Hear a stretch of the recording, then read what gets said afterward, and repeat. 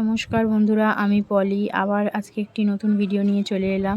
দিনটি ছিল রবিবার, শ্রাবণ মাসের শেষ দিন। কাল মেলা থেকে হঠাৎ নন্দী মহারাজকে আমাদের বাড়িতে নিয়ে এসেছিলাম। ভেবেছিলাম সোমবার দিনই ওনাকে মন্দিরে মহাদেবের পাশে বসাবো, কিন্তু না, আজ যেহেতু শ্রাবণ মাসের শেষ দিন, তাই ভাবলাম যে আজকেই একটু ঘি, গঙ্গাজল, দুধ দিয়ে ওনাকে স্নান করিয়ে মহাদেবের পাশে বসাবো। ঠিক তেমনই হলো, আজকেই ওনাকে মহাদেবের পাশে বসালাম। কালকে নিয়ে আসা হয়েছিল, তাই আজকে সকালবেলা ওনার জন্য একটা ঘণ্টা কিনে আনা হয়েছিল ওনার গলায় বাঁধার জন্য। সেই ঘণ্টাটাকেও বেঁধে মহাদেবের পাশে ওনাকে বসিয়ে দিলাম। তারপর ঘরের সমস্ত ঠাকুরকে যেরকম নিত্যদিনের মতো পুজো দিই, ফুল, নকুলদানা সব দিয়ে পুজো দিয়ে দিলাম।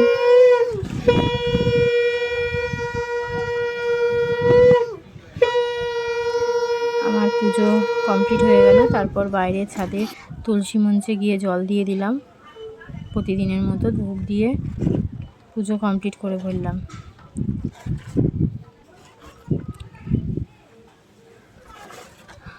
আমাদের নন্দী মহারাজকে মহাদেবের পাশে কেমন লাগছে আপনারা অবশ্যই জানাবেন। ভিডিওটা ভালো লাগলে অবশ্যই লাইক করে দেবেন। আজকের মতো ভিডিও এখানেই শেষ। টাটা।